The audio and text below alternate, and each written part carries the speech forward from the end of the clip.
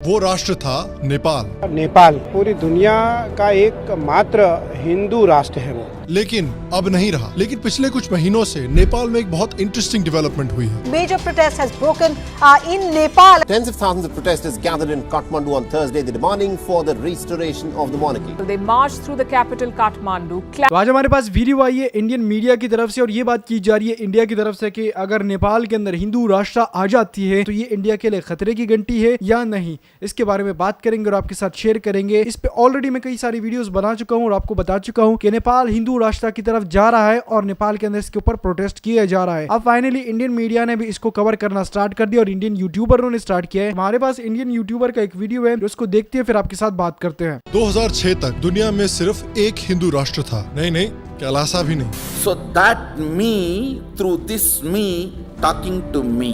वो राष्ट्र था नेपाल। नेपाल पूरी दुनिया का एक मात्र हिंदू राष्ट्र है वो, लेकिन अब नहीं रहा। लेकिन पिछले कुछ महीनों से नेपाल में एक बहुत इंटरेस्टिंग डेवलपमेंट हुई है। Major protest has broken in Nepal. Tens of thousands of protesters gathered in Kathmandu on Thursday, demanding for the restoration of the monarchy. They marched through the capital Kathmandu, clashed with riot cops. और ये pro मॉनर्की pro Hindu राष्ट्र के protesters जो हैं वो communist party जिसके members की लाखों की संख्या है उनसे भी ज्यादा है। और कम्युनिस्ट जो नेपाल में इतनी हिंसा मचाते थे आजकल उनकी भी सुताई कर रहे हैं। तो नेपाल जिसको 20 साल से भी कम समय पहले एक सेक्युलर डेमोक्रेसी बनाया गया था वो आज वापस एक हिंदू राष्ट्र क्यों बनना चाहता है। और नेपाल में मॉनर्की वापस आना और वापस हिंदू राष्ट्र डिक्लेयर होना क्या इंडिया के लिए एक अच्छी चीज है या नहीं, आइए पता करते हैं। देखिए, नेपाल का हिंदू कल्चर की बहुत एंशिएंट हिस्ट्री है। नेपाल और हिंदुइज्म का व्हाट्सएप फॉरवर्ड और इंडियन अंकलों वाला रिलेशनशिप है, बिल्कुल अटूट। माना जाता है कि नेपाल की हिस्ट्री सतयुग यानी एज ऑफ ट्रूथ से शुरू होती है। यहाँ के पहले राजा मनु को माना जाता है जिस समय नेपाल को सत्यवती कहा जाता था। त्रेता युग में नेपाल का नाम तपोवन पड़ा यानी द लैंड ऑफ तप एंड मेडिटेशन। द्वापर युग में इसका नाम मुक्ति सोपन पड़ा यानी द लैंड ऑफ मुक्ति। और आज के समय में इसे नेपाल कहा जाता है। आज के नेपाल का नाम ने मुनि के ऊपर रखा गया है जो काठमांडू वैली में रहते थे और उन्होंने नेपाल में पाल यज्ञ करना शुरू किया था, जो यज्ञ काठमांडू वैली के लोगों के रक्षा के लिए किया गया था। ने मुनि और पाल यज्ञ की वजह से इस धरती का नाम नेपाल पड़ा है। पशुपति पुराण में ने मुनि को नेपाल का एक बहुत बड़ा संत और नेपाल का एक बहुत बड़े रक्षक की तरह देखा जाता है। ये भी माना जाता है कि ने मुनि ने ओरिजिनल 3 वेदों में से एक वेद को लिखने में भी कंट्रीब्यूट किया था। नेपाल में 80% से ज्यादा पॉपुलेशन हिंदुइज्म फॉलो करती है और नेपाल में भगवान शिव को उनका रक्षक देवता माना जाता है। नेपाल का पशुपतिनाथ मंदिर हिंदुइज्म के सबसे पवित्र स्थलों में से एक है।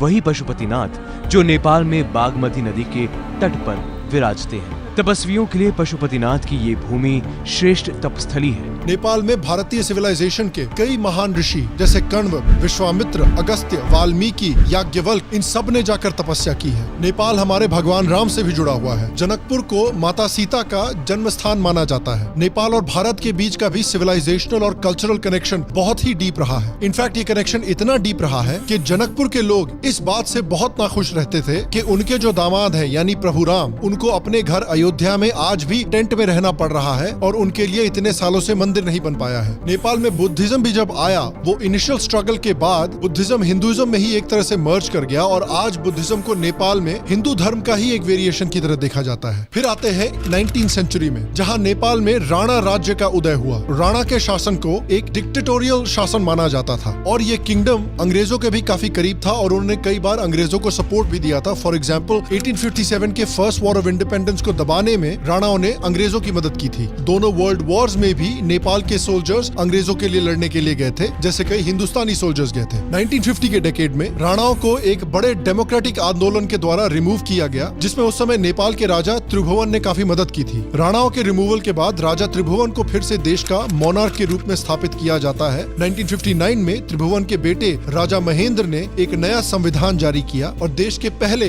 डेमोक्रेटिक इलेक्शंस करवाए। इसमें नेपाली कांग्रेस पार्टी ने जीत हासिल की और उनके नेता विश्वेश्वर प्रसाद कोइराला ने सरकार बनाई और प्रधानमंत्री बने। लेकिन 1960 तक आते आते राजा महेंद्र ने अपना मन बदल लिया और पार्लियामेंट को हटवा दिया और एक काफी लंबे डेमोक्रेटिक स्ट्रगल के बाद 1990 में नेपाल के राजा बीरेंद्र ने देश की पॉलिटिक्स में कुछ बड़े चेंजेस किए और एक नए पॉलिटिकल सिस्टम का डेवलपमेंट हुआ जिसमें एक इलेक्टेड गवर्नमेंट और एक इलेक्टेड प्राइम मिनिस्टर रहेगा और राजा के पास भी कुछ एग्जीक्यूटिव पावर्स होंगे। लेकिन फिर 1996 में एक बड़ा डेवलपमेंट हुआ। नेपाल के कुछ माओइस्ट ग्रुप्स ने डिसाइड किया कि वो नेपाल के राजा न नेपाल की इलेक्टेड गवर्नमेंट को सपोर्ट करेंगे और उन दोनों को हटाने के लिए लड़ना शुरू करेंगे। इन्होंने इसको पीपल्स वॉर कहा। लोग भी सोचते होंगे कि यार कमाल है, धमाल फिल्म के जावेद जाफरी की तरह कम्युनिस्टों की सारी स्कीम में ये मैं हमेशा कैसे आगे आ जाता हूँ। ये भी नेपाल में एक बहुत बड़ी डेवलपमेंट थी। The foothills of the Himalayas are a battleground for one of the most mysterious rebel groups in the world. और उसके बाद आता है नेपाल की हिस्ट्री का एक बहुत बड़ा और ट्रेजिक इवेंट, जब 2001 में नेपाल के क्राउन प्रिंस दीपेंद्र ने अपने पिता यानी नेपाल के राजा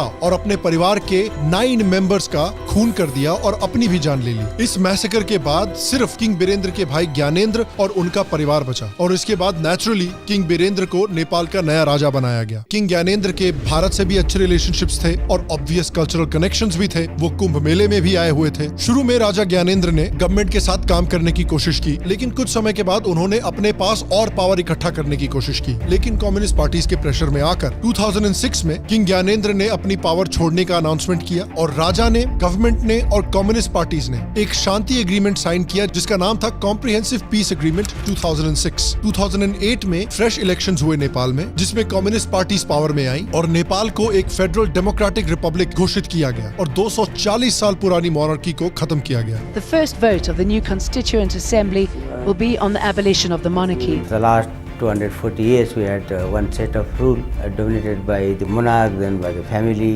rulers. Now we have democracy and it's a big change. लेकिन 2015 में एक कॉन्स्टिट्यूशन में एक और अमेंडमेंट किया गया जिसमें नेपाल को एक सेक्युलर स्टेट डिक्लेयर कर दिया गया, जिससे बहुत लोग सरप्राइज हुए क्योंकि किसी भी पीस एग्रीमेंट में नेपाल को एक सेक्युलर स्टेट बनाने की बात नहीं की गई थी। बेसिकली भारत वाला ही काम नेपाल में भी हो गया। जो सीखा है आपसे सीखा। नेपाली कम्युनिस्टों को भी मैं कहना चाहता हूँ कि दूसरे देशों से सीखो तो कुछ अच्छा मत सीखो, दूसरे देशों से बस सारी बकवासी चीजें सीखो बस। तो ये है आज तक की नेपाल की कहानी रीसेंट प्रोटेस्ट के जस्ट पहले। लेकिन यहाँ तक की कहानी में भी एक बड़ा ट्विस्ट आता है। नेपाल इस सारी पॉलिटिकल इंस्टेबिलिटी को बाईपास कर सकता था और एक्चुअली इंडिया का एक हिस्सा बन सकता था, लेकिन नेहरू जी ने इसको मना कर दिया। क्या बात कर रहे हैं? नेपाल के राजा त्रिभुवन वीर विक्रम शाह ने नेहरू जी को एक प्रपोजल दिया कि नेपाल को भारत से मिला दिया जाए और भारत का एक प्रोविंस बना दिया जाए, लेकिन नेहरू जी ने इस ऑफर को मना कर दिया क्योंकि वो दुनिया में एक स्टेट्समैन की तरह दिखना चाहते थे। The Nepalese king, King Tribhuvan, requested India's Prime Minister Shri Nehru to allow Nepal to rejoin India in the 1950s. हाल में ही इंडिया ने गोवा में इंडिपेंडेंस की लड़ाई की थी जिसमें उन्होंने पोर्चुगल को लात मार के बाहर निकाला था। ऑलरेडी यूरोप इंडिया को नफरत की निगाह से देख रहा था इस वजह से, और नेहरू जी चाहते थे कि भाई उनकी जो इमेज है एज अ स्टेट्समैन वो दुनिया में कम ना हो, यूरोपियन उनको प्यार करना ना छोड़े। इसलिए उन्होंने सोचा कि इस समय नेपाल को असिमिलेट करना ठीक नहीं है। इनफैक्ट इस बात को प्रणब मुखर्जी ने अपनी किताब में मेंशन भी किया है। Pranab Mukherjee has claimed that Nehru rejected the proposal to merge Nepal into India. भैया दिवाली में लोग उतनी मिठाई नहीं बांटते जितनी जमीन नेहरू जी ने इंडिया से बाहर बांट रखी है।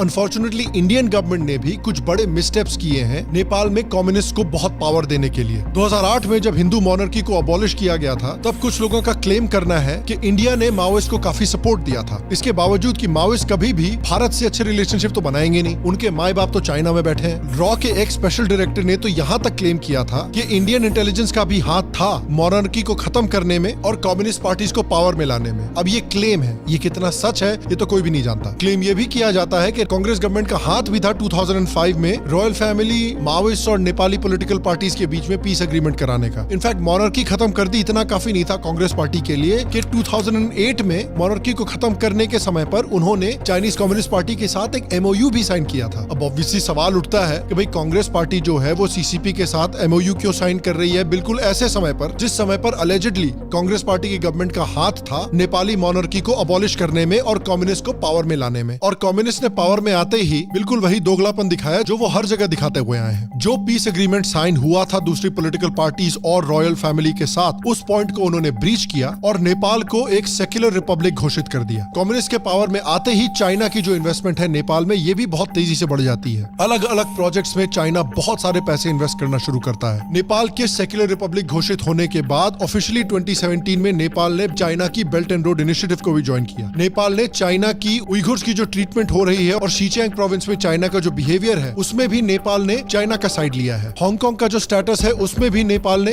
चाइना को सपोर्ट दिया है। 2019 से चाइना की जो पीपल्स लिबरेशन आर्मी है वो नेपालीज आर्मी को काफी फाइनेंशियल असिस्टेंस और ट्रेनिंग भी प्रोवाइड कर रही है। तो जिस तरह आप जब बहुत छोटे बच्चे थे तो घर में कहीं भी हक दिया करते थे और उसके बाद उसकी सफाई आपके पेरेंट्स को करनी पड़ती थी, उसी तरह से कांग्रेस पार्टी भी अपने टेन्योर के समय पे नेपाल में काफी हक कर आ गई और उसकी सफाई का जिम्मा बीजेपी गवर्नमेंट के कंधे पर पड़ा। और इनिशियली पावर में आने के बाद बीजेपी ने भी इस इशू को ठीक तरीके से हैंडल नहीं किया। उन्होंने सोचा कि भाई नेपाल का क्या है, नेपाल को तो हम जो बोलेंगे नेपाल वही करेगा, लेकिन उन्होंने नेपाल को, नेपाल की कम्युनिस्ट गवर्नमेंट को और चाइना के इन्फ्लुएंस इन सबको अंडर एस्टिमेट किया और इस मूव की वजह से इंडिया और नेपाल के रिलेशंस भी बिगड़े। लेकिन अब बीजेपी धीरे धीरे नेपाल को बेहतर समझने की कोशिश कर रही है और नेपाल की इवन कम्युनिस्ट गवर्नमेंट के साथ बेहतर रिलेशनशिप बनाने की कोशिश कर रही है। देखिए, नेपाल के पूर्व प्रधानमंत्री और कम्युनिस्ट पार्टी के नेता पुष्प कमल दहल प्रचंड ने आज बीजेपी हेडक्वार्टर जाकर जेपी नड्डा समेत बीजेपी के वरिष्ठ नेताओं के साथ मुलाकात की। लेकिन शायद अल्टीमेटली इंडिया ने रियलाइज किया कि जब तक नेपाल कम्युनिस्ट के हाथों में है तब तक शायद इंडिया और नेपाल के बीच में अच्छे रिलेशंस नहीं बन पाएंगे और पाकिस्तान, बांग्लादेश और चाइना के साथ साथ नेपाल भी इंडिया के लिए एक कहीं नेशनल सिक्योरिटी का प्रॉब्लम न बनकर खड़ा हो जाए। इसलिए अभी हाल में ही यूएस में एक रिपोर्ट रिलीज हुई है जो ये क्लेम करती है कि कम्युनिस्ट रूल के खिलाफ जो प्रो मोनार्की प्रोटेस्ट हो रहे हैं उसमें कहीं न कहीं बीजेपी का भी हाथ है। एंड अगेन मैं रीइटरेट करना चाहता हूँ कि अमेरिकन गवर्नमेंट की पुरानी पॉलिसी है झूठी खबरें फैलाकर रिजीम चेंज करने की, तो इस रिपोर्ट की रिलायबिलिटी कितनी है वो आप खुद ही गेस कर लीजिए। तो इतने सिचुएशन को समझने के बाद अब हम आते हैं कि भैया ये जो प्रो मोनार्की प्रोटेस्ट हो रहे हैं, प्रो हिंदू राष्ट्र प्रोटेस्ट हो रहे हैं, वो क्यों हो रहे हैं, उसमें क्या हो रहा है। तो देखिए, प्रोटेस्ट काफी बड़े स्केल पर हो रहे हैं इस समय।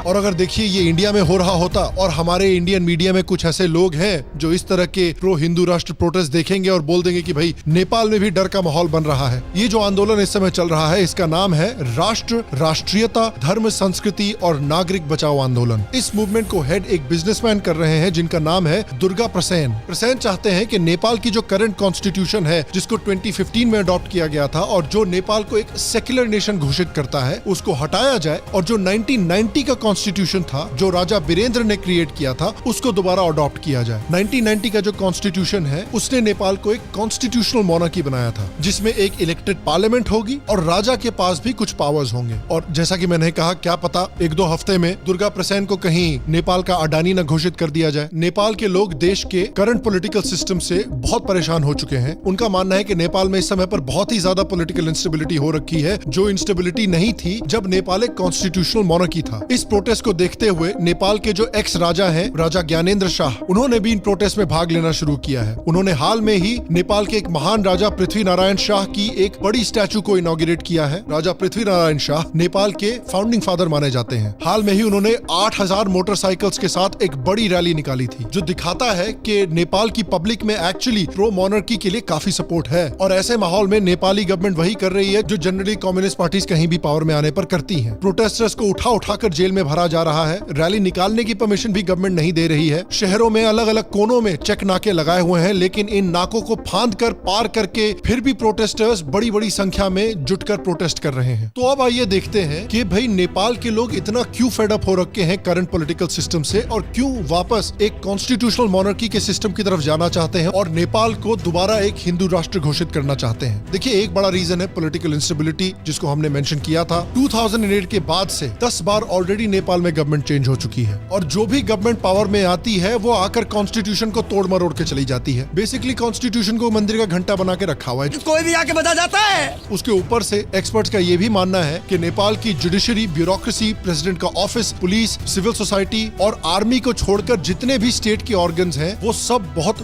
बुरी तरह से करप्ट हो चुके हैं। इनफैक्ट इस साल नेपाल की सुप्रीम कोर्ट जो है उसमें एक बहुत बड़ा क्राइसिस चल रहा है कि सुप्रीम कोर्ट के जो जज हैं वो चीफ जस्टिस के साथ एक बहुत ही बड़ी घमासान लड़ाई में लगे हुए हैं और चीफ जस्टिस का रेजिग्नेशन मांग रहे हैं और कई हफ्तों तक सुप्रीम कोर्ट फंक्शन भी नहीं कर रहा था नेपाल में। माना जाता है कि नेपाल की ब्यूरोक्रेसी भी बहुत बुरी तरह से पॉलिटिसाइज हो रखी है और बहुत ही करप्ट है। और चाहे 2015 का अर्थक्वेक हो या फिर कोविड-19 का पैंडेमिक हो, नेपाल को उसके ब्यूरोक्रेसी के इनएक्शन की वजह से इन दोनों ट्रेजेडीज में बहुत भुगतना पड़ा। जो Maoist so called people's revolution करने के बाद पावर में आए थे वो दूसरी पॉलिटिकल पार्टीज की तरह ही करप्ट निकले और इस पॉलिटिकल इंस्टेबिलिटी की वजह से इकोनॉमिक इंस्टेबिलिटी भी बनी हुई है नेपाल नेपाल में। दूसरे देशों के साथ जो ट्रेड एग्रीमेंट्स हैं, इंफ्रास्ट्रक्चर एग्रीमेंट्स हैं, उन पे भी बहुत ज्यादा मूवमेंट नहीं हो पा रही है। इकोनॉमिक डेवलपमेंट भी बहुत बुरी तरह से स्टॉल कर गई है और इस इकोनॉमिक क्राइसिस की वजह से हर साल हजारों नेपाली हैं जो अपना देश छोड़कर दूसरे देश जाते हैं एम्प्लॉयमेंट अपॉर्चुनिटीज ढूंढने के लिए। काठमांडू वैली के बाहर अगर आप इंफ्रास्ट्रक्चर भी देखें, हेल्थ केयर देखें, एजुकेशन फैसिलिटीज देखें तो उनका बहुत बुरा हाल हो रखा है। और ऐसे इकोनॉमिक क्राइसिस के समय पर एक्सपर्ट्स और कॉमन लोगों का भी ये डर है कि जो debt trap diplomacy China, Sri Lanka, Pakistan और दूसरे अफ्रीकन देशों में करती हुई आई है, कहीं उसी डेट ट्रैप में चाइना नेपाल को भी ना फंसा दे और नेपाल को चाइना का एक इकोनॉमिक स्लेव ना बनना पड़े। इस प्रोटेस्ट के पीछे कुछ बड़े कल्चरल रीजंस भी हैं। 2015 में नेपाल को एक सेक्युलर देश डिक्लेयर कर दिया गया, जिससे नेपाल के बहुत हिंदू बहुत नाराज हैं। उनका मानना है कि इस बदलाव के बाद क्रिश्चियन और मुस्लिम कन्वर्जन्स नेपाल में बहुत तेजी से बढ़ रहे हैं। एक सर्वे के मुताबिक माना जाता है कि आज नेपाल में ऑलमोस्ट 8000 चर्चेस बन गए हैं और बीबीसी की एक रिपोर्ट के मुताबिक 2011 में नेपाल में 3.5 लाख क्रिश्चियंस थे, जो अब बढ़कर ऑलमोस्ट 5.5 लाख हो गए हैं। यानी कि एक डेकेड में 68% का इंक्रीज हुआ है क्रिश्चियन पॉपुलेशन का नेपाल के अंदर। इनफैक्ट 1951 में एक भी क्रिश्चियन नहीं था नेपाल में, जो अब बढ़कर 5.5 लाख हो गए हैं। और नेपाल की गरीबी का फायदा उठाकर और नेपाल में जब भी कोई ट्रेजेडी होती है उसका फायदा उठाकर भी मिशनरी ऑर्गेनाइजेशंस जो हैं वो नेपाल में बहुत कन्वर्जन्स करने की कोशिश करते हैं।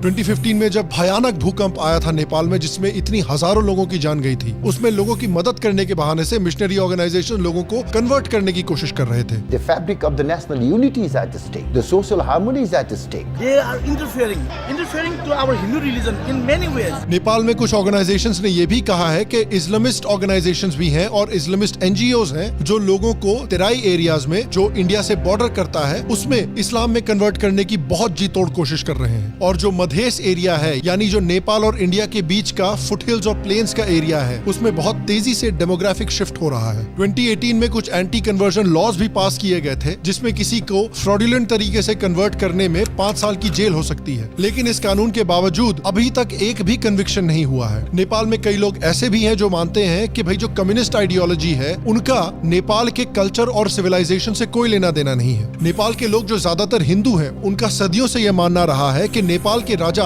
भगवान विष्णु का एक रूप है और जैसे भगवान विष्णु दुनिया की देखरेख करते हैं, उसी तरह से नेपाल के राजा भी नेपाल की देखरेख करते हैं। King Gyanendra, still regarded by some as an incarnation of a Hindu god. और जब से 2008 में राजा को हटाया गया है, तब से लोगों का मानना है कि नेपाल की दुर्गति ही होती जा रही है। लेकिन ऐसे कई पॉलिटिशियंस हैं जिनका हाथ था मॉनर्की को अबॉलिश करने में और नेपाल को एक सेक्युलर देश घोषित करने में। वो नेपाल को इस सिचुएशन तक ले तो आए हैं, लेकिन अब कोर्स करेक्ट नहीं करना चाहते। एक तरह से वो कोर्स करेक्ट करने से डरते हैं, क्योंकि उन्होंने ऑलरेडी ऑलमोस्ट 20 साल लगा दिए हैं नेपाल को यहाँ तक लाने में। इसको कहा जाता है संक कॉस्ट फैलेसी, जहाँ पर किसी बुरे प्रोसेस को या बुरे इन्वेस्टमेंट को लोग अबैंडन नहीं करते, क्योंकि भाई उसमें हमने इतना ऑलरेडी समय लगा दिया है, इतना पैसा लगा दिया है। तो ये है सिचुएशन इस समय नेपाल की, और इसलिए इतने लाखों करोड़ों नेपाली हैं जो कॉन्स्टिट्यूशनल मोनार्की को वापस लाना चाहते हैं और नेपाल को एक हिंदू राष्ट्र घोषित करना चाहते हैं। सवाल ये उठता है कि इंडिया का इस पर क्या स्टांस है? नेपाल का एक कॉन्स्टिट्यूशनल मोनार्की वापस बनना इंडिया के लिए कैसा होगा? देखिए, कुछ एक्सपर्ट्स के मुताबिक कई इंडियन पॉलिटिशियंस ये मानते हैं कि नेपाल का एक हिंदू किंगडम वापस बनना नेपाल और इंडिया के बीच के रिलेशनशिप के लिए और इंडिया की नेशनल सिक्योरिटी के लिए एक बहुत पॉजिटिव डेवलपमेंट होगा। जब नेपाल एक मोनार्की था, तब इंडिया के लिए नेपाल में कभी भी कोई सीरियस नेशनल सिक्योरिटी इशू नहीं खड़ा हुआ था। उसके कंपैरिजन में जब से कम्युनिस्ट गवर्नमेंट आई है, तब से चाइना की जो इन्फ्लुएंस है वो नेपाल में बहुत तेजी से बढ़ रही है और कुछ बड़े बड़े इस्लामिक टेररिस्ट ने भी नेपाल को अपना बेस बना लिया है, जिससे इंडिया के लिए 2 बड़े नेशनल सिक्योरिटी प्रॉब्लम्स खड़े हो गए हैं नेपाल में। अगर नेपाल फिर से एक हिंदू राष्ट्र बनता है तो इंडिया के लिए कई बेनिफिट्स होंगे। सबसे बड़ा बेनिफिट तो ये है कि इस्लामिस्ट एक्सट्रीमिज्म कम होगा, चाइना के इन्फ्लुएंस भी कम्युनिस्ट के कंपैरिजन में शायद कम होगा, और मोनार्की की वजह से इंडिया और नेपाल के बीच में जो कल्चरल और हजारों साल पुराना सिविलाइजेशनल कनेक्शन है वो और भी स्ट्रांग होगा। नेपाल के लोग शायद ये भी समझते हैं कि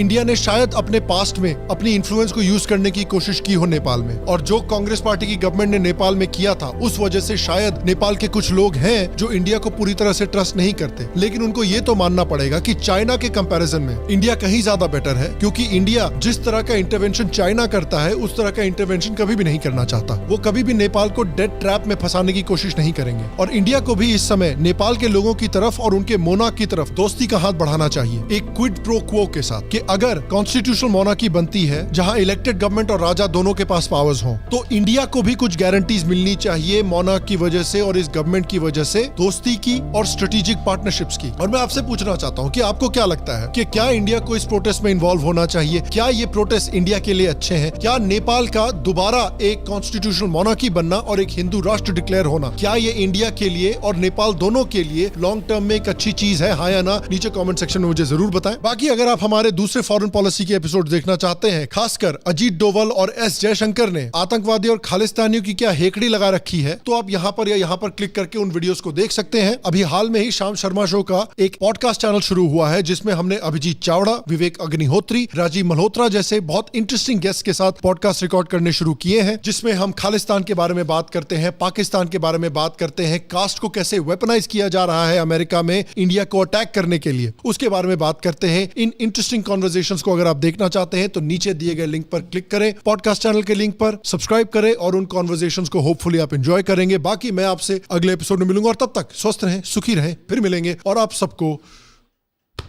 एक सेकंड अपना। तो वीडियो आप लोगों ने देख ली। इस वीडियो के अंदर आपको पूरी डिटेल के साथ पता चला कि किस तरीके से नेपाल के अंदर मोनार्की आई थी और किस तरीके से फिर मोनार्की को खत्म करके डेमोक्रेसी लेके आए और फिर अब मोनार्की की रिक्वेस्ट की जा रही है। पिछले 3 महीने से नेपाल के अंदर अलग से सिचुएशन बने हुए। कुछ लोग ये कह रहे कि यार किंग आ जाए, कुछ लोग ये कह रहे कि यार यही हालात चल रहे तो हम किसी दूसरी कंट्री के साथ ज्वाइन कर लेते, जैसे कि चाइना का पार्ट बन जाते। कई सारे लोगों का ये कहना है इंडिया के पास चले जाते हैं, वैसे भी हमारी ग्रेटर नेपाल की जमीन आधी तो वहीं चली गई है, तो हम ये बाकी नेपाल को भी वहां पे जम कर ले या मर्ज कर लेते हैं। अब इस वीडियो के अंदर हमें डिटेल के साथ बताया गया कि किस तरीके से मोनार्की थी, मोनार्की को खत्म किया गया 2006 के अंदर और उसके 2 साल बाद नेपाल के अंदर जनरल इलेक्शन हुए और उसके बाद कम्युनिस्ट पार्टी पावर में आई और कम्युनिस्ट पार्टी ने फिर 2015 के अंदर नेपाल को सेक्युलर देश करार दिया। अब नेपाल के लोग ये कह रहे कि नेपाल तो सेक्युलर देश है, इसको हिंदू राष्ट्र बनाया जाए, यानी हिंदुओं का देश। अभी सेक्युलर है, ये है कि सेक्युलर का मतलब ये कि इसका कोई मजहब कोई धर्म नहीं है, तो उसको सब रह सकते, सबको उतनी वैल्यू दी जा रही है। जब हिंदू होंगे तो हिंदुओं के नाम से ये जाना जाएगा। जबकि इंडियन लोगों का ये कहना है कि नेपाल इंडियन के लिए भी काफी पुराना देश है और ये उनके मजहब के अंदर भी काफी उसको अहमियत दी जाती है। नेपाल के अंदर पशुपतिनाथ मंदिर को भी ये लोग काफी ज्यादा वैल्यू देते हैं। ये इस वजह से क्योंकि ये हिंदू मजहब की किताबों के अंदर ये आया है कि यार पशुपतिनाथ और नेपाल के अंदर कई सारी जनकपुर जगह है जो इनके लिए काफी